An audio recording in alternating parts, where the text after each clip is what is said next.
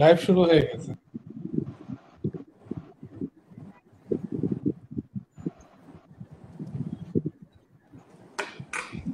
প্রিয় দর্শকবৃন্দ, আপনাদেরকে প্যারিসের জানালায় অভিনন্দন এবং আমার 3 জন অংশগ্রহণকারী তাদেরকে শুভেচ্ছা।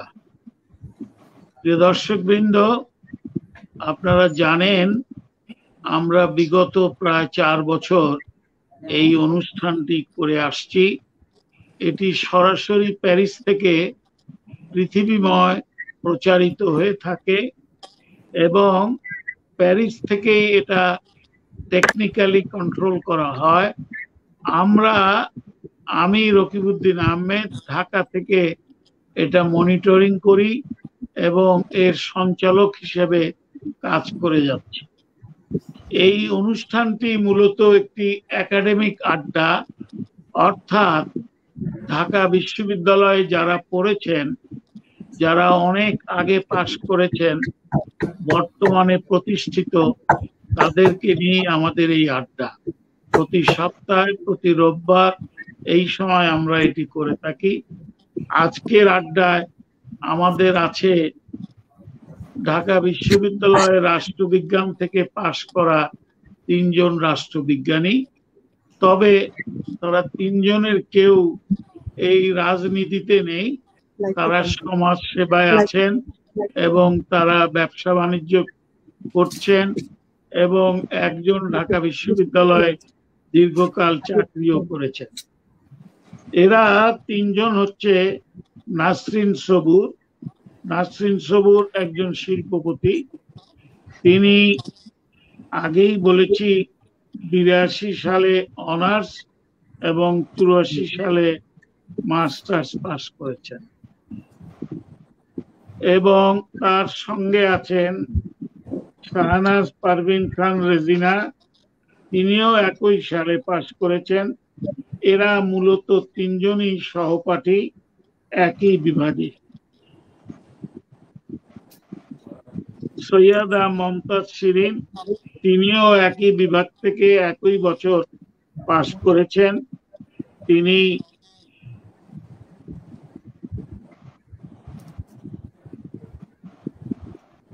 ডিসিএস এডুকেশন ক্যাডারের 1985 ব্যাচের একজন সদস্য এবং তিনি সিলেট গভর্নমেন্ট গার্লস কলেজে শিক্ষকতা করেছেন। তবে এর কিছুদিন পর তিনি চলে আসেন ঢাকা ইউনিভার্সিটিতে হাউস টিউটর শামসুন নাহার হল। তাকে যখন উপস্থাপন করব তখন তার পরিচিতি আমরা দেব। আজকের আড্ডায় আমি প্রথম নাসরিন সবুরকে আহ্বান জানাচ্ছি। তার সময়কার ঢাকা বিশ্ববিদ্যালয়, তার স্মৃতিতে সেই সমস্ত শিক্ষকরা, সেই সমস্ত বন্ধু বান্ধবীরা, তাদের নিয়েই এই প্রথম পর্যায়ে তিনি 7 থেকে 8 মিনিট বক্তব্য রাখবেন। নাসরিন সবুর।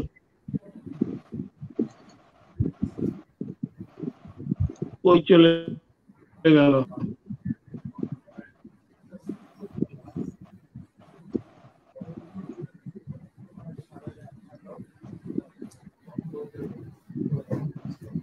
নাসরিন সবুর।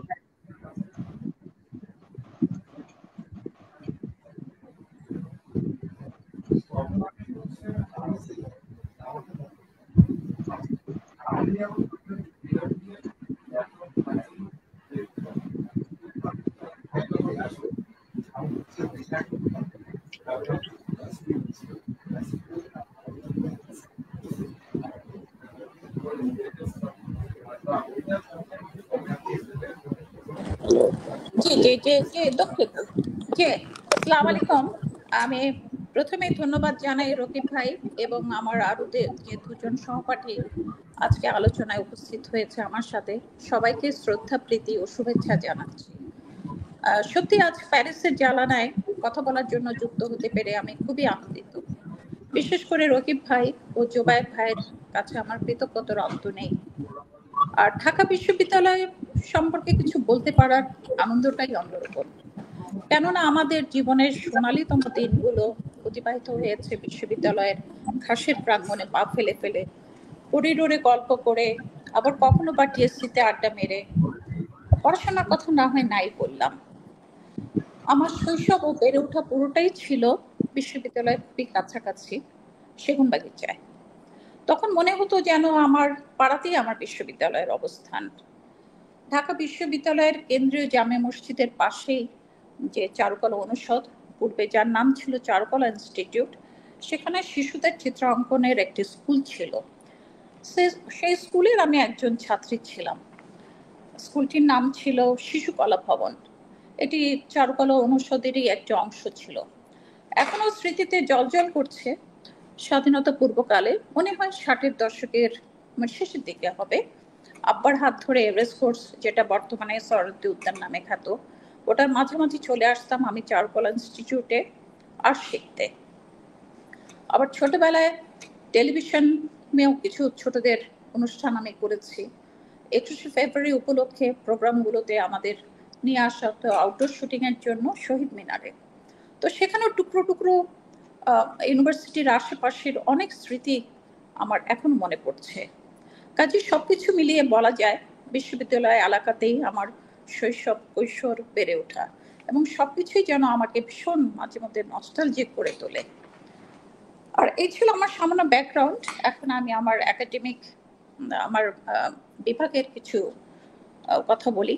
আমরা ভর্তি হয়েছি স্বাধীনতার দশকে, 1978 সাল।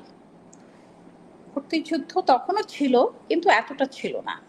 আবার একদিক থেকে ভর্তি যুদ্ধটা বেশ প্রবলও ছিল, কেননা তখন সারা দেশে হাতে গোনা কয়েকটি মাত্র বিশ্ববিদ্যালয় ছিল, এবং এর সবগুলোই ছিল পাবলিক বিশ্ববিদ্যালয়। আমার যতদূর মনে হয় 80-র দশক পর্যন্ত আমাদের দেশে কোনো প্রাইভেট বিশ্ববিদ্যালয় ছিল না। সে সময় ঢাকা বিশ্ববিদ্যালয়ে ভর্তি হতে পেরে আমরা খুবই গর্ব অনুভব করেছি।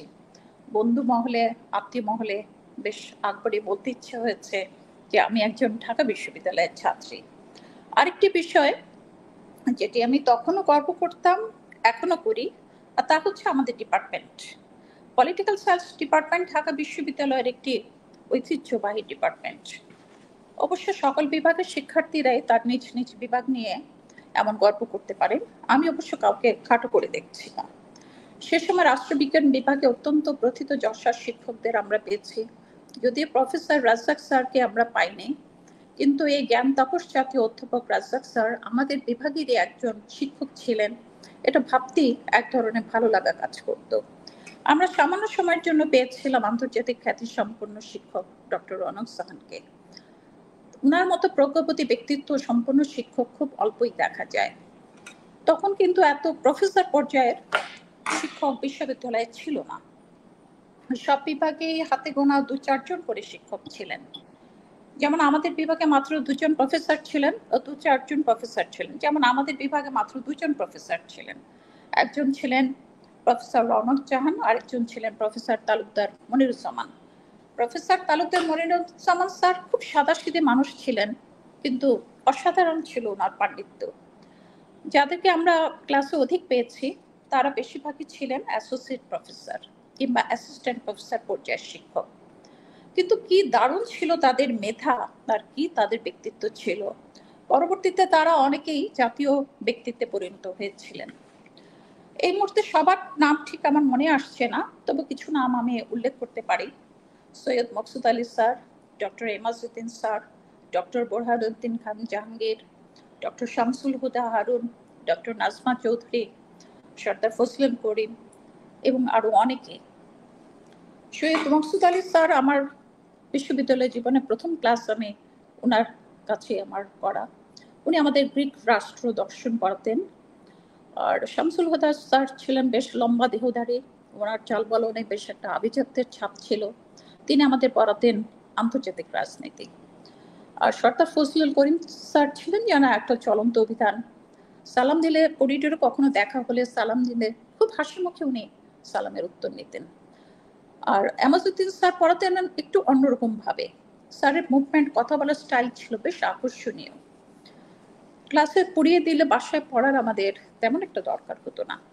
স্যার অবশ্য পরবর্তীতে ঢাকা বিশ্ববিদ্যালয়ের ভিসি হয়েছিলেন, এটা আমাদের জন্য একটা বিরাট গৌরবের বিষয় ছিল। আমাদের সময়টা আমি বলবো বিশ্ববিদ্যালয়ের একটা গৌরবময় অধ্যায় ছিল। 1981 সালে মহাসমারোহে ঢাকা বিশ্ববিদ্যালয়ের 60 বছর পূর্তি অনুষ্ঠান সম্পন্ন হয়েছিল। আমার যতদূর মনে পড়ে, আমার দুবার বোধহয় ডাকসু ইলেকশন পেয়েছিলাম। তখন সাংঘাতিক একটা প্রতিযোগিতামূলক রাজনৈতিক পরিবেশ বিরাজ করছিল চারপাশে। মান্না আক্তার পরিষদ, কাদের চূর্ণ পরিষদ এবং আরো বেশ কয়েকটি রাজনৈতিক ছাত্র সংগঠন সক্রিয় ছিল বিশ্ববিদ্যালয়ের অঙ্গনে। তবে একটা বিষয় তখনও লক্ষণীয় ছিল যে তখন পর্যন্ত ভালো ছাত্ররাই রাজনীতি করতেন। নেতৃস্থানীয় সবাই ছিল বিভাগের সেরা ছাত্র। তবে এখন কি অবস্থা জানি না, আমি এখনকার মান কিরকম হয়েছে সেটাও ঠিক বলতে পারছি না। আর আমাদের সময়কার বিশ্ববিদ্যালয়ের প্রাকৃতিক পরিবেশটা ছিল বেশ মনোরম। কার্জন হল কেন্দ্রিক যে ক্যাম্পাসটি, সেটা ছিল ছবির মতো সুন্দর। তাছাড়া কলা ভবন এবং রেজিস্ট্রার ভবনের চত্বরগুলো ছিল সবুজ ঘাসে আবৃত। সবুজ গাছপালা আর কার্পেটের মতো ঘাসের মাঠ মিলে প্রাকৃতিক পরিবেশটা সত্যি মনোমুগ্ধকর ছিল। এর মধ্যে অবশ্য 2-4 বার আমি বিশ্ববিদ্যালয় অঙ্গনে গিয়েছি, কিন্তু এখন আর আমার কাছে মনে হয় সেই সবুজের সমারোহটা আমি আর দেখতে পাই না। বিশেষ করে ঘাসের চত্বরগুলো তো নেই বললেই চলে। এর কারণ হিসেবে হয়তো বা হতে পারে অধিক সংখ্যক ছাত্রছাত্রীর পদচারণা। অবশ্য ব্যবস্থাপনা উন্নয়নের মাধ্যমে পরিবেশ সুরক্ষা করা সম্ভব বলে আমি মনে করি। আর আরেকটা জিনিস হচ্ছে, সেটা হচ্ছে আমি অনেকবার ইউনিভার্সিটিতে গিয়েছি, কিন্তু আমাদের যে হারানো ঐতিহ্য, আমাদের ডিপার্টমেন্টের যে একটা ঐতিহ্য, সেটা এখন নেই। কারণ আমাদের ডিপার্টমেন্টটি এখন চলে গিয়েছে সমাজবিজ্ঞান অনুষদে। কিন্তু আমরা যখন বিশ্ববিদ্যালয়ে যাই, আমাদের সেই উন্মাদ হয়ে আমাদের হারানো স্মৃতিকে খুঁজে ফিরি, কিন্তু আমি স্মৃতিচারণায় যেন আমাদের বাধা হয়, কারণ আমার ওই জায়গাটায় ডিপার্টমেন্টটা নাই। এটা কিন্তু আমার ভীষণ একটা কষ্টের কারণ। নাসরিন, ধন্যবাদ তোমাকে। তোমার কাছে আবার আসবো দ্বিতীয় পর্যায়ে, তখন তুমি বলো এই সমস্ত স্মৃতি কথা। প্রিয় দর্শক বৃন্দ, এবার শাহনাজ পারভিন খান রেজিনা। আগেই বলেছি তিনিও একই বিভাগের এবং তিনিও একজন রাষ্ট্রবিজ্ঞানী। তিনি একজন ব্যবসায়ী, তিনি উইমেন চেম্বার অফ কমার্সের একজন সদস্য, তিনি founder member of fashion এন্টারপ্রেনিয়ার্স association of Bangladesh, এবং তার spouse major retired Rakibul Hasan, তিনিও একজন ব্যবসায়ী এবং তিনি আর্মিতে ছিলেন। আর্মি থেকে অবসর গ্রহণ করার পরে তিনি ব্যবসা করেন। স্বামী স্ত্রী একসঙ্গেই ব্যবসা করছেন। তার ছেলে আমেরিকায় থাকে, শিক্ষকতা করে, এবং মেয়ে কানাডায় থাকে।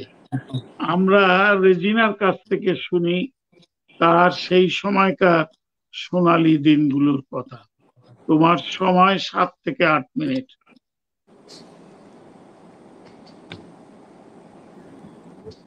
কাছে এবং দূরে থেকে যারা, জি আসসালামু আলাইকুম রুকুবউদ্দিন আহমেদ ভাই, আপনাকে অসংখ্য ধন্যবাদ আমাকে এই অনুষ্ঠানে আমন্ত্রণ করার জন্য এবং কথা বলার সুযোগ করে দেওয়ার জন্য আমি বিশেষ কৃতজ্ঞতা জানাচ্ছি। আমি সুদূর প্যারিস থেকে আবু জুবায়েদ, ওনাকেও ধন্যবাদ জানাই আমাদেরকে এখানে সম্পৃক্ত করার জন্য। আমি ঢাকা বিশ্ববিদ্যালয়ে আমার পূর্ববর্তী বক্তা যে আমার সহপাঠী, সে আসলে অনেক কিছুই বলে দিয়েছে। আমি শাহনাজ খান রেজিনা, আমার নাম। আমি ঢাকা বিশ্ববিদ্যালয় থেকে অনার্স এবং মাস্টার্স করি। আমি ধন্যবাদ জানাই এবং কৃতজ্ঞতা প্রকাশ করি আমার বাবা মাকে, যারা আমাকে ঢাকা বিশ্ববিদ্যালয়ে পড়ার সেই সুযোগটা করে দিয়েছিলেন। আর আমার বিশ্ববিদ্যালয় জীবন এবং আমার সংসার জীবন বেশ পাশাপাশি শুরু হয়, যার সাহায্য ছাড়া হয়তো আমি আজকে এখানে আসতে পারতাম না। তিনি আমার স্বামী জনাব রকিবুল হাসান খান, উনি আমাকে সহযোগিতা করে আমার পড়াশোনাটা শেষ করতে সাহায্য করেছেন, আলহামদুলিল্লাহ। ঢাকা বিশ্ববিদ্যালয়ের স্মৃতিচারণ করতে গেলে আসলে আমাদের আমাদের যে সেটা একটা স্বর্ণালী যুগ ছিল। অবশ্য সব যুগই ভালো, কিন্তু আমাদের সময় সেই সময়টা ছিল একটা খুব সহজ সরল একটা পরিবেশ, এবং আমরা মেয়েরা, আমরা যারা ছাত্রীরা ছিলাম, আমরা খুবই একটা সুন্দর পরিবেশে আমরা পড়াশোনা করতে পেরেছি, এবং কখনো মনে হয়নি যে আমরা কোনো অসুবিধার সম্মুখীন হচ্ছি। আমাদের স্বর্ণালী দিনগুলির কথা যদি বলতে হয়, আসলে আমাকে অবশ্যই আমার যে শ্রদ্ধেয় শিক্ষকবৃন্দ যারা যারা ছিলেন তাদের কথা আমাকে স্মরণ করতে হয়।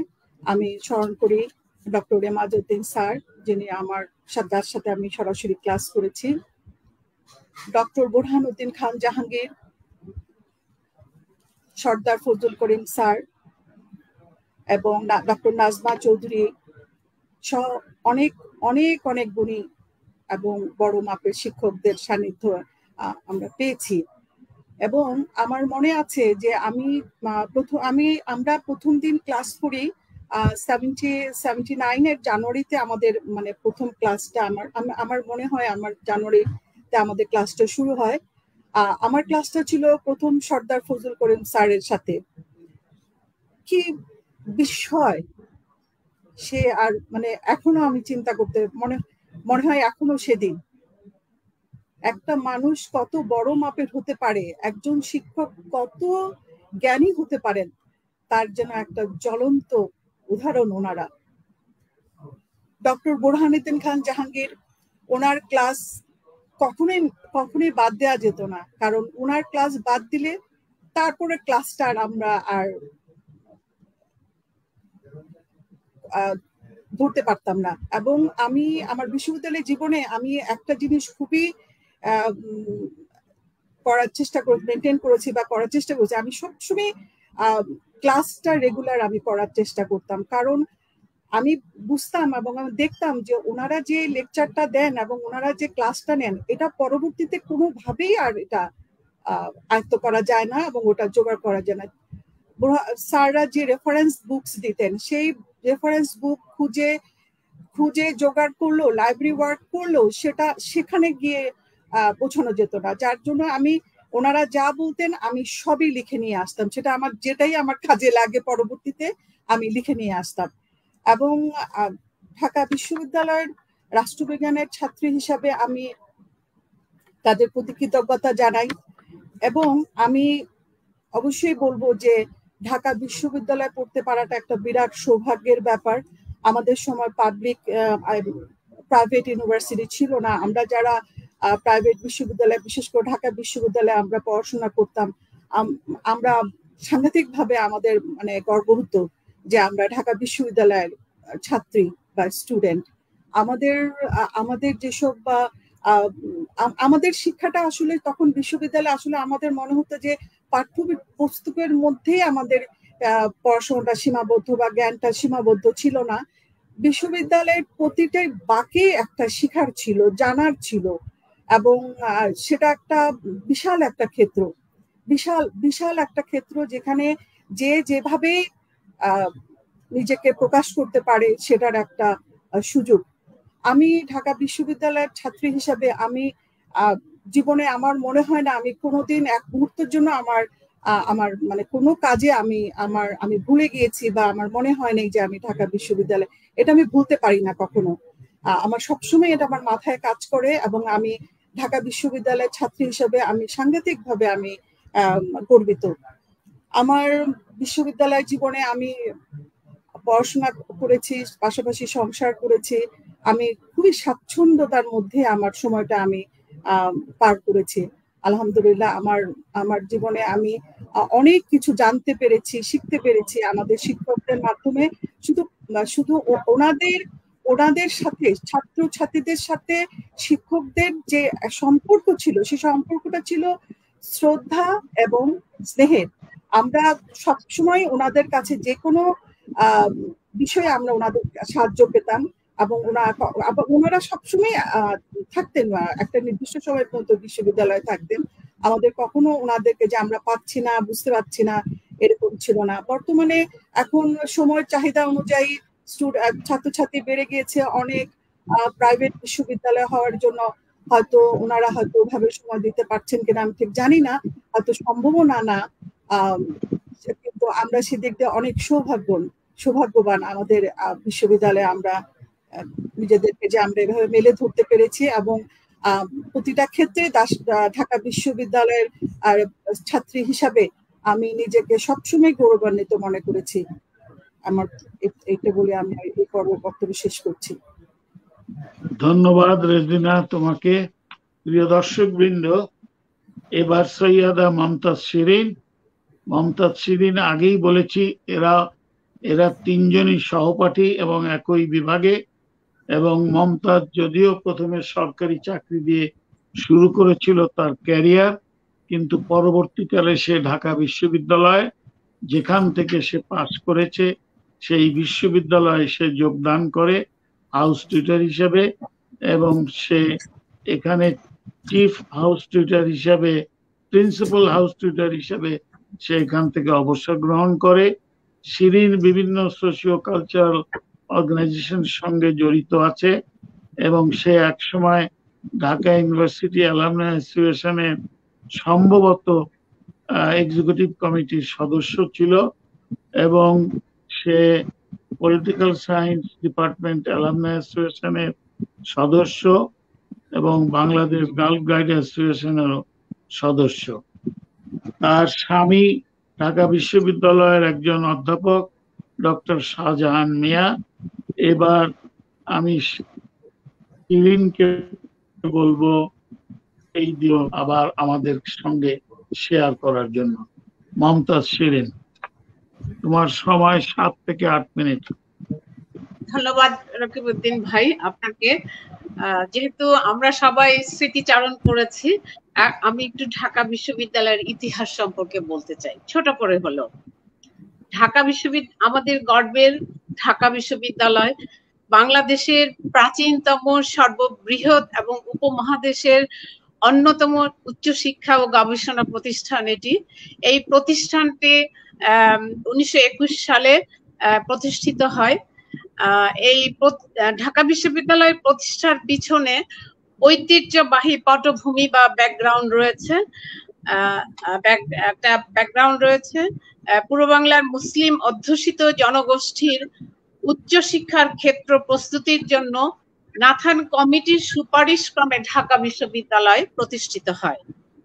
নাথান কমিটির অন্যতম 3টি সুপারিশ হলো, এটি হবে পাবলিক বিশ্ববিদ্যালয়, এটি হবে আবাসিক শিক্ষাদানকারী বিশ্ববিদ্যালয়, ইসলামী শিক্ষা ও গবেষণা এই শিক্ষা কার্যক্রমে অন্তর্ভুক্ত হবে। আমরা বলতে পারি ঢাকা বিশ্ববিদ্যালয় কোনো স্বাভাবিক প্রক্রিয়ায় প্রতিষ্ঠিত হয়নি। রাজনৈতিক, সামাজিক, অর্থনৈতিকভাবে একটি সম্মিলিত প্রচেষ্টার মাধ্যমে ভারত সরকারের উপর চাপ প্রয়োগ করে এবং বঙ্গভঙ্গ রদের রাজকীয় ক্ষতিপূরণ হিসেবেই ঢাকা বিশ্ববিদ্যালয় প্রতিষ্ঠিত হয়। শুরুতে ঢাকা বিশ্ববিদ্যালয় মাত্র 3টি অনুষদ, 12টি বিভাগ, 60 জন শিক্ষক, 847 জন ছাত্রছাত্রী, 3টি আবাসিক হল নিয়ে কার্যক্রম শুরু করে। অল্প সময়ের মধ্যে শিক্ষকগণের কঠোর পরিশ্রম এবং অধ্যবসায়ের ফলে ঢাকা বিশ্ববিদ্যালয় প্রাচ্যের অক্সফোর্ডের খেতাব অর্জন করে। ঢাকা বিশ্ববিদ্যালয়কে বলা হয় বাংলাদেশের বুদ্ধিবৃত্তিক আন্দোলনের সূতিকাগার। আমি এর সাথে সহমত প্রকাশ করছি। এই প্রতিষ্ঠানকে কেন্দ্র করে উৎসারিত হয়েছে পূর্ব বাংলার শিক্ষিত মধ্যবিত্ত শ্রেণী। শিক্ষা ও গবেষণার পাশাপাশি 52 ভাষা আন্দোলন, 69-এর গণ অভ্যুত্থান এবং 71-এর মুক্তিযুদ্ধ সহ প্রতিটি গণতান্ত্রিক আন্দোলনে সফল নেতৃত্ব দিয়েছে ঢাকা বিশ্ববিদ্যালয়। মহান মুক্তিযুদ্ধ চলাকালে স্বনামধন্য 19 জন শিক্ষক, 104 জন ছাত্র এবং 28 জন কর্মকর্তাকে পাক সরকার বুদ্ধিজীবী নিধন পরিকল্পনার শিকার হন। স্বাধীন বাংলাদেশের অভ্যুদয়ের পর ঢাকা বিশ্ববিদ্যালয় নতুন প্রাণের সঞ্চার হয়। মুক্ত বুদ্ধি চর্চা, জ্ঞান অর্জনের ক্ষেত্রেও সৃষ্টি হয় নতুন দিগন্ত। ছাত্র শিক্ষক স্বাধীনভাবে জ্ঞান অর্জনের লক্ষ্যে সরকার ঢাকা বিশ্ববিদ্যালয়ের 61 সনের অর্ডিন্যান্স রদ করে ঢাকা বিশ্ববিদ্যালয় অধ্যাদেশ 1973 জারি করে।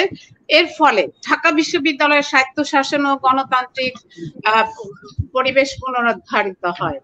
স্বাধীনতার পর ঢাকা বিশ্ববিদ্যালয়ে আধুনিকায়ন, শিক্ষা কার্যক্রম সম্প্রসারণ এবং বহুমুখী পরিকল্পনা গ্রহণ করে। আজ যারা দেশের বিভিন্ন জায়গায় ছড়িয়ে ছিটিয়ে আছেন, বিশেষ করে শিক্ষা, বিজ্ঞান, প্রযুক্তি, প্রশাসন, কূটনীতি, জনসংযোগ অথবা রাজনীতি, ব্যবসা বাণিজ্য, তাদের মধ্যে 70% ঢাকা বিশ্ববিদ্যালয় থেকে শিক্ষা লাভ করেছেন। এই ক্ষেত্রে আমি নোবেল বিজয়ী ডক্টর ইউনূসের নাম বলতে পারি, আমি রকিবউদ্দিন ভাইয়ের কথা বলতে পারি, এই কারণে যে দুয়ার কার্যালয় এখানে প্রতিষ্ঠিত হয়েছে এবং দুয়ার কার্যালয়কে একটি শক্তিশালী আর্থিক ভিত্তির উপর দাঁড় করিয়ে দিয়েছেন জনাব রকিবউদ্দিন ভাই। ঢাকা বিশ্ববিদ্যালয়ের একাল সেকাল প্রসঙ্গে বলতে গেলে বর্তমানে 13টি অনুষদ, 93টি বিভাগ, 13টি ইনস্টিটিউট এবং 57টি গবেষণা কেন্দ্র, প্রায় 2000 শিক্ষক এবং 47,000 ছাত্রছাত্রী, 19টি হল এবং 4টি হোস্টেলে উন্নীত হয়েছে। আরো বলা যায় 1921 সনে লীলা নাগের MA কোর্সে যোগদান অথবা করুণাকান্তি গুপ্তের শিক্ষক হিসাবে নিয়োগকে সাহসী পদক্ষেপ বলে আখ্যায়িত করা হলেও বর্তমানে 15,000 ছাত্রী, 663 জন নারী শিক্ষার নিয়োগ আজ আর কোনো বিস্ময়ের ব্যাপার নয়। শিক্ষা ও গবেষণার ক্ষেত্রে তাদের অবদান অনস্বীকার্য। বর্তমানে ছাত্রছাত্রীরা শীততাপ নিয়ন্ত্রিত শ্রেণীকক্ষ, পাওয়ার পয়েন্টে ক্লাস করা, অনলাইনে ক্লাস করে, লাইব্রেরি ব্যবহার করে, রাত 10টা পর্যন্ত লাইব্রেরি খোলা থাকে। তথ্য প্রযুক্তির সবগুলো ফসলই তারা ভোগ করছে, যেটা আমরা পাইনি। সুদীর্ঘ 4 দশকেরও বেশি সময় আমি ঢাকা বিশ্ববিদ্যালয়ের সাথে সম্পৃক্ত আছি। 81-82 শিক্ষাবর্ষে রাষ্ট্রবিজ্ঞান বিভাগে মাস্টার্স কমপ্লিট করে এমফিল প্রোগ্রামে যোগদান করি। ইতিমধ্যে 15তম BCS শিক্ষা ক্যাডার সিলেট সরকারি মহিলা কলেজে যোগদান করি এবং 1988 সনে আমি ঢাকা বিশ্ববিদ্যালয়ের শামসুন্নাহার হলে হাউস টিউটর হিসেবে যোগদান করি। সেই থেকে আমার পথ চলা আজ অবধি। আমি ঐতিহ্যবাহী রাষ্ট্রবিজ্ঞান বিভাগের ছাত্রী। আমাদের লিজেন্ড শিক্ষক অধ্যাপক আব্দুর রাজ্জাকের নাম বিশেষভাবে উল্লেখযোগ্য। Professor Syed Maksud Ali sir, Talukdar Moniruzzaman sir, সরকার ফজলুল করিম স্যার, প্রফেসর এমাজউদ্দিন স্যারের স্নেহধন্য ছিলাম। বর্তমানে রাষ্ট্রবিজ্ঞান বিভাগ অ্যালামনাই অ্যাসোসিয়েশনের সাংস্কৃতিক সম্পাদকের দায়িত্ব পালন করছি এবং বৃত্তি কার্যক্রমের সাথেও সম্পৃক্ত আছি। রোকেয়া অ্যালামনাই অ্যাসোসিয়েশনের জয়েন্ট সেক্রেটারি এবং বৃত্তি কার্যক্রম পরিচালনা করি। সততা নিষ্ঠার সাথে একাডেমিক ও নন একাডেমিক শিক্ষা নিয়ে ছাত্রীদের সাথে কাজ করেছি। ঢাকা বিশ্ববিদ্যালয়ের রেঞ্জার সেক্রেটারি হিসেবে 10 বছরেরও বেশি আমি দায়িত্ব পালন করেছি। বর্তমানে Bangladesh girls guide association Dhanmondi জেলার ট্রেজারার হিসেবে আমি দায়িত্ব পালন করছি। 2021 সনে ঢাকা বিশ্ববিদ্যালয় প্রতিষ্ঠার শতবর্ষ, জাতির পিতা বঙ্গবন্ধু শেখ মুজিবুর রহমানের জন্ম শতবর্ষ এবং আমাদের মহান স্বাধীনতার সুবর্ণ জয়ন্তী নানা আয়োজনে উদযাপন করা হয়েছে। উক্ত অনুষ্ঠান আয়োজনে সম্পৃক্ত থেকে নিজেকে গর্বিত মনে করছি। ধন্যবাদ শিরিন। আবার দ্বিতীয় পর্যায়ে তোমার সঙ্গে দেখা হবে। তুমি ঢাকা বিশ্ববিদ্যালয় প্রতিষ্ঠার অনেক মূল্যবান তথ্য দিয়েছো, প্রেক্ষাপট অনেকের জন্যই কাজে লাগবে। প্রিয় দর্শক বৃন্দ, আপনাদেরকে অনেক অনেক ধন্যবাদ এবং আমাদের কৃতজ্ঞতা। তার কারণ বিগত প্রায় 4 বছর যাবত আপনারা আমাদের অনুষ্ঠান দেখছেন, আমাদের পরামর্শ দিচ্ছেন, আমাদের গঠনমূলক সমালোচনা করছেন। কেউ কেউ হয়তো বা আমাদের এই অনুষ্ঠানটিকে তারা খুব একটা ভালো চোখে দেখছেন না, সেটা তাদের বিষয়। আমরা আমাদের ঢাকা বিশ্ববিদ্যালয়, যে বিশ্ববিদ্যালয় আমাকে শিখিয়েছে অনেক কিছু, যে বিশ্ববিদ্যালয় আমাকে শিখিয়েছে কিভাবে চলতে হয়, কিভাবে বলতে হয়, কিভাবে সমাজের সেবা করতে হয়, জাতির সেবা করতে হয় এবং আন্তর্জাতিক ক্ষেত্রে কিভাবে পরিচালনা করতে হয়, এই সব কিছুই আমাদের ঢাকা বিশ্ববিদ্যালয়। আমরা সেই ঢাকা বিশ্ববিদ্যালয়কে নিয়েই এই অনুষ্ঠান করছি। ইনশাআল্লাহ আগামীতে আমাদের অনুষ্ঠান আমরা অব্যাহত রাখব এবং সেই সঙ্গে অবশ্যই প্যারিস থেকে যে জুবায়ের আমাদের অকুণ্ঠ সহযোগিতা করছেন তাকেও ধন্যবাদ। প্রিয় দর্শকবৃন্দ, আবার আমরা চলে আসছি এই আলোচনার শেষ পর্যায়ে।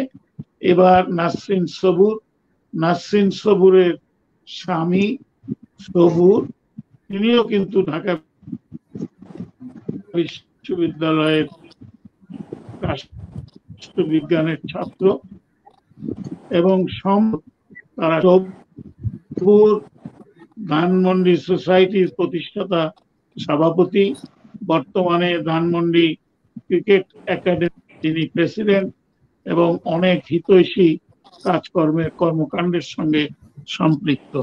নাসরিন, এবার তোমার পালা সমাপনী বক্তব্য দেওয়ার জন্য, এবং সেই বক্তব্যটি হবে আমাদের দায়বদ্ধতা ঢাকা বিশ্ববিদ্যালয়ের প্রতি। ঢাকা বিশ্ববিদ্যালয় মাতৃসম প্রতিষ্ঠান, তার প্রতি আমরা কিভাবে আমাদের দায়বদ্ধতা এবং ঢাকা বিশ্ববিদ্যালয়ের বর্তমান যে প্রেক্ষাপট, বর্তমান সুযোগ সুবিধা, এগুলো নিয়েই আমরা আলোচনা করতে চাই। ধন্যবাদ রকিব ভাই। তো ঢাকা বিশ্ববিদ্যালয়ের ছাত্রী হিসেবে আমরা যে কেবল আত্মগৌরবই অনুভব করি তা নয়, কিছু সামাজিক দায়বদ্ধতাও অনুভব করি। সে কারণে আমরা এই 4-5 দশক পরেও এসে সহপাঠী বন্ধুদের নিয়ে অনেককেই খুঁজে বের করেছি। তবে দুঃখের সাথে বলতে হয়, এরই মধ্যে আমরা কিছু বন্ধুদের হারিয়েছি যারা পৃথিবী ছেড়ে চলে গেছেন, তাদের মাগফিরাত কামনা করছি। তবু আমরা যারা আছি তারা মাঝে মধ্যে একত্রিত হই, পারস্পরিক খোঁজ খবরের মাধ্যমে সৌহার্দ্য সম্প্রীতি যেন বিশ্ববিদ্যালয়ের মতোই অনুভব করি। আমরা রাষ্ট্রবিজ্ঞানের সহপাঠী বন্ধুরা মিলে 78-79 ফোরাম নামে একটি সাংগঠনিক কাঠামো দাঁড় করিয়েছি। সে সংগঠনের মাধ্যমে আমরা বিভিন্ন সামাজিক সেবামূলক কাজকর্ম করে থাকি, যেমন বৃক্ষরোপণ, শীতবস্ত্র বিতরণ। আবার কিছুদিন আগে এই তীব্র তাপদাহে আমরা পথচারীর মধ্যে পানীয় কিছু খাবার বিতরণ করেছি। এভাবেই আমরা যতটুকু সম্ভব আমাদের একটু দায়বদ্ধতা থেকে কিছু কাজ করে যাচ্ছি। আর এর মধ্যে আরেকটা জিনিস করলে আমরা হয়তো বুঝতে পারি, আমাদের যে ইউনিভার্সিটির যে সামগ্রিক পরিবেশ, আমরা আগে যেরকম ছিলাম আমাদের সময় থাকাকালীন আমাদের ইউনিভার্সিটি চত্বর, জেএসসি চত্বর, তারপর হলগুলোর সামনে যেরকম পরিবেশ ছিল, এখন কিন্তু ওরকম পরিবেশ নেই। এখানে ছোট ছোট অনেক দোকান, স্ন্যাক্স বার, অনেক কিছু হয়েছে। এগুলো কিন্তু দেখতে অতটা সুন্দর মনে হয় না। কিন্তু আমরা আরেকটু পরিচ্ছন্নভাবে যদি চিন্তা করতে পারি, আমাদের বিশ্ববিদ্যালয়কে আরেকটু কিভাবে পরিচ্ছন্ন, আরেকটু সবুজায়ন কিভাবে করা যায়, তাহলে হয়তো আমরা আরেকটু আমাদের দায়বদ্ধতা থেকে আরো কিছু আমাদের বেরিয়ে আসবে। জি, ধন্যবাদ। ধন্যবাদ নাসরিন। প্রিয় দর্শকবৃন্দ, এবার আমরা শুনি শাহনাজ পারভীন খান রেজিনা। আসসালামু আলাইকুম, ধন্যবাদ। আমরা ঢাকা বিশ্ববিদ্যালয়, আমরা খুবই একটা লাকি ব্যাচ, আমরা সৌভাগ্যবান। আমাদের আগে এবং পরে যারা পাশ করেছে, অল্প আগে পরে, তারাও 7 থেকে 8 বছরের আগে তারা সেশন জটের জন্য বের হতে পারেনি, কিন্তু আমরা 3.5 বছরে আমরা পাশ করে বের হয়ে যাই অনার্সে। এবং 14 ফেব্রুয়ারি 83 এরশাদ বিরোধী আন্দোলনের সময় আমাদের বিশ্ববিদ্যালয়, আমরা তখন মাস্টার্সে কিছুদিনের জন্য অনির্দিষ্টকালের জন্য বিশ্ববিদ্যালয় বন্ধ ঘোষণা করা হয়। সেই সময়টা আমরা একটু পিছিয়ে পড়ি। এছাড়া আমরা খুবই সুন্দরভাবে ঢাকা বিশ্ববিদ্যালয়ে আমরা আমাদের সময়টা কাটাতে পেরেছি এবং আমাদের দীর্ঘ সময় আমাদের কোনো সেশন জট ছিল না আমাদের এই ব্যাচটার। আলহামদুলিল্লাহ আমি ঢাকা বিশ্ববিদ্যালয় থেকে বের হওয়ার পরে বেশ পরে আমি আমার ব্যবসা প্রতিষ্ঠান দেশীয় পোশাক শিল্প নিয়ে আমি কাজ করি, এবং দেশীয় পোশাক নিয়ে কাজ করতে গিয়ে আমি ফ্যাশন এন্টারপ্রেনার্স অ্যাসোসিয়েশন অফ বাংলাদেশে আমি ফাউন্ডার মেম্বার। এই পোশাক শিল্প নিয়ে দেশীয় পোশাক নিয়ে কাজ করতে গিয়ে আমাদেরকে অনেক প্রতিবন্ধকতার মধ্যে দিয়ে যেতে হয়, এবং বিদেশি পোশাকের সাথে দেশীয় পোশাক নিয়ে কাজ করা বেশ দুরূহ একটা কাজ। আর একজন নারী উদ্যোক্তা হিসাবে আমি নারীদেরকে খুব কাছে থেকে দেখার আমার সুযোগ হয়েছে। আমি তাদের সুবিধা অসুবিধা এবং তাদের সমস্যাগুলি আমি অনেক কাছ থেকে দেখার আমার সুযোগ হয়েছিল, এবং আমি আমার দায়বদ্ধতার জায়গা থেকে আমি চেষ্টা করেছি আমি যাকে যতটুকু সম্ভব আমি সহযোগিতা করার জন্য। আপনার এসব আমাদের দেশে মেয়েরা যে কতটা অবহেলিত, এবং তারা আর্থিকভাবে স্বয়ংসম্পূর্ণ না হওয়ার জন্য তাদেরকে যে কতটা সাফার করতে হয়, কতটা ভুগতে হয়, সেটা আমি খুব চাক্ষুষ ভাবে এবং আমি ফেস করি এবং দেখি। যার জন্য আমার কাজে, আমার চিন্তায়, আমার চেতনায়, আমার ব্যবসা চেয়েও আমার বেশি ছিল যে আমি কি করতে পারি তাদের জন্য। আমার সবসময় এই একটি চিন্তা আমার মধ্যে চলে যে আমি কি করতে পারি। আমি ঢাকা বিশ্ববিদ্যালয়ের ছাত্রী হিসাবে, প্রাক্তন ছাত্রী হিসাবে আমার ভিতরে যে বীজটা বপন করে দিয়েছে ঢাকা বিশ্ববিদ্যালয় যে তুমি পারবে। আমি চারুকলার ছাত্রী না, আমি কোনো ফ্যাশন ডিজাইনিং এ আমি কোনো কোর্স করি নাই, কিন্তু ঢাকা বিশ্ববিদ্যালয়ের এই বিশাল পরিমণ্ডলে এত কিছু শেখার আছে যেটা আমাকে আজকে এই অবস্থায় আনার জন্য আমাকে অনেকখানি সাহায্য করে। এবং আমি চেষ্টা করেছি যেভাবে পারি আমি যাতে সহযোগিতা করতে পারি, এবং আমি অত্যন্ত নিবেদিত ভাবে আমার দেশীয় পোশাককে আমি একটা আন্দোলনের মতো করেই আমি এই কাজটা করি, যে না আমাদের দেশীয় পোশাককে যেভাবে হোক এটাকে বিদেশি পোশাকের সাথে এটাকে একটা প্রতিযোগিতায় টিকাতে হবে। এবং এই কাজটা বেশ দুরূহ ছিল। আমাদের তাঁতিদের ভাইদের সাথে কাজ করেছি আমি, ওনাদের সুখ দুঃখ সেগুলো দেখার, বোঝার এবং জানার আমার সুযোগ হয়েছিল, যেটা আমার বিষয়ভিত্তিক না একেবারেই, তারপরও আমি স্বাচ্ছন্দ্যেই করতে পেরেছি। আমি আমাদের যে ঢাকা বিশ্ববিদ্যালয় অ্যালামনি অ্যাসোসিয়েশনের আমি আজীবন সদস্য। আমি ডুপস এবং ডুবডা আমাদের যে প্রতিষ্ঠানগুলো আছে, এগুলো সংগঠনগুলি আছে, এগুলির সাথে আমি জড়িত। আমার পূর্ববর্তী বক্তা আমার সহপাঠী নাসরিন সবই বলে দিয়েছে। ডুপস আমাদের আসলে এখন অনেক অনেক প্রাণের এবং একটা আত্মীয়র মতন একটা সংগঠন হয়ে গেছে, যে আমরা ওখানে কোনো কিছুতে আমরা একসাথে হই, কারো সহপাঠীদের সুখে দুঃখে পাশে দাঁড়ানো, আনন্দিত হওয়া। এত বছর পরে যে আবার এই মেলবন্ধনটা, এটা আমাকে সাংঘাতিক ভাবে শিহরিত করে। আমি চেষ্টা করি আমার সাধ্য অনুযায়ী এটার মধ্যে দিয়ে যেতে।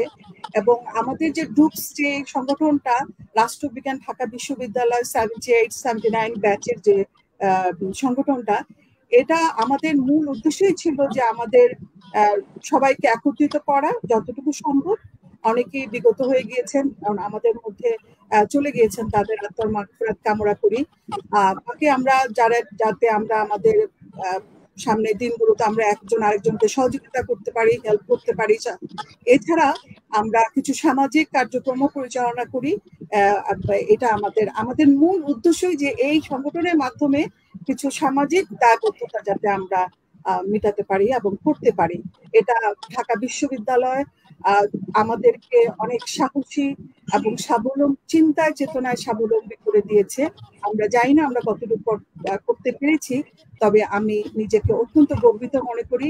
আমি ঢাকা বিশ্ববিদ্যালয়ের একজন প্রাক্তন ছাত্রী হিসাবে এটা আমার একটা খুব গর্বের জায়গা। ধন্যবাদ রফিক ভাই আপনাকে। ধন্যবাদ রেজিনা। আমাকে মামুন মামুন খলিলি বলল তুমি নাকি ভালো গান গাও। না, আমি এখন আর গাই না, হয়তো গাইতাম এক সময়, এখন না, এখন আমার আর একদমই চর্চা নাই। আমি তাহলে তোমাদের তিনজনের মধ্যে কে ভালো গান গাও এখন? চর্চা কার আছে? চর্চা মনে হয় নাসরিনের আছে কিছুটা। না, আমার চর্চা নেই এখন। আমি গান না, কবিতা বলতে পারি। আছে কবিতা। মমতাজ শিরিনের কি অবস্থা? আমি আর নাসরিন একসাথে গান গাইতে পারি। নাসরিন চলো এখন গান গাই। আমারও পারানো দেখা যায়, বুঝছো? তুমিও পারো, আমিও পারি। আচ্ছা আচ্ছা আচ্ছা, আমি যদি পারো তাহলে আজকে আনন্দ মুখর যে মুহূর্ত গুলো, এটাকে আমরা ধরে রাখতে চাই। সেই আমাদের অনুষ্ঠানটা আমরা শেষ করব তোমাদের দুজনের গানের মাধ্যমে, ঠিক আছে? আচ্ছা ঠিক আছে। আমি প্রিয় দর্শক বৃন্দ, আপনারা সবই শুনলেন, আপনাদের জন্যই এই প্রচেষ্টা। তা আমাদের আজকের এই অনুষ্ঠানের শেষ বক্তা মমতাজ শিরিন। তার আগে আপনাদেরকে জানাতে চাই, আগামী রোববার ঠিক রাত 9টায় আমাদের আড্ডা হবে তিনজন ঢাকা বিশ্ববিদ্যালয়ের সাবেক শিক্ষার্থী, যারা পরবর্তী জীবনে প্রতিষ্ঠিত। এমনি তিনজন, যেমন ডক্টর মোহাম্মদ শরীফুল ইসলাম দুলু এবং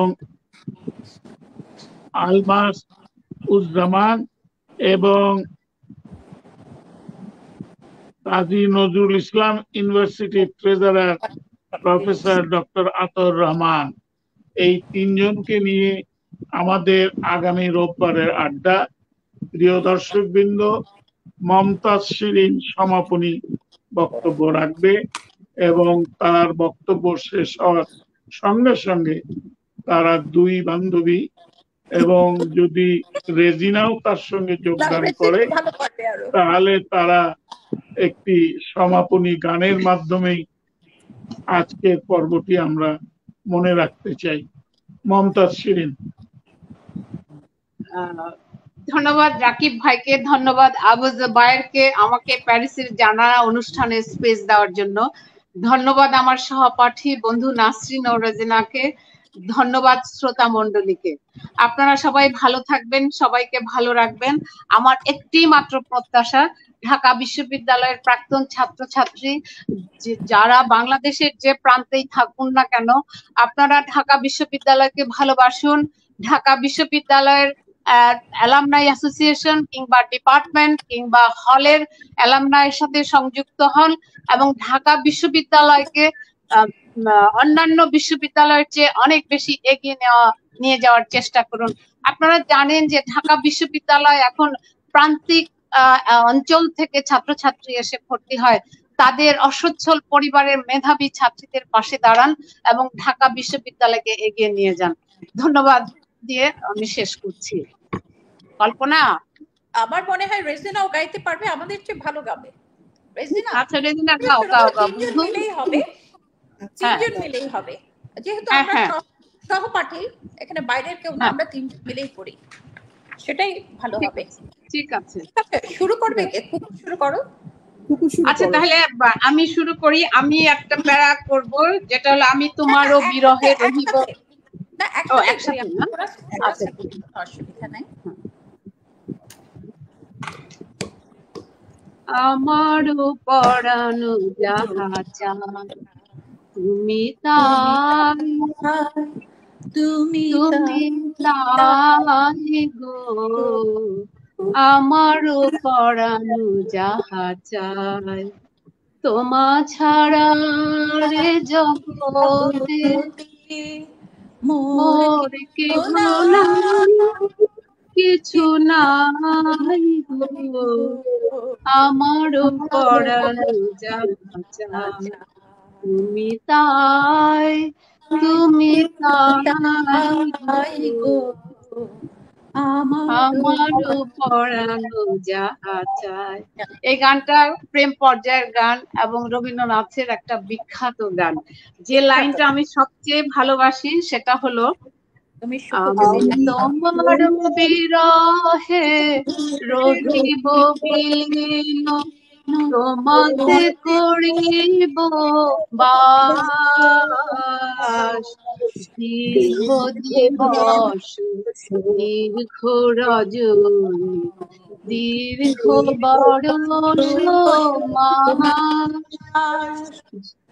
যদি আরো কারে ভালোবাসো, যদি ফিরে নাহি আসো, তবে যাহা চাও তাই যেন আমি যত দুঃখ পাই,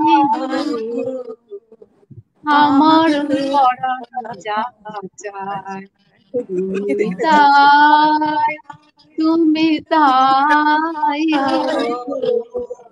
আমার পরাণ যাহা চায়।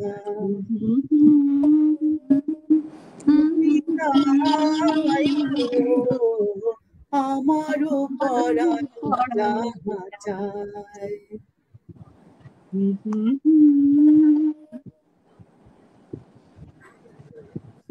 ধন্যবাদ নাসরিন, ধন্যবাদ রেজিনা, ধন্যবাদ শিরিন। তোমরা অনুষ্ঠানটিকে অনেক সাবলীল করেছ, এই জন্য রিসার্চের প্রতি কৃতজ্ঞতা। প্রিয় দর্শক, আগামী রোববার বাংলাদেশ সময় রাত 9টায় আজকের মতো আমরা এখানেই বিদায় নিচ্ছি। খোদা সবাইকে শুভেচ্ছা। খোদা হাফেজ। কল্পনা। হ্যাঁ।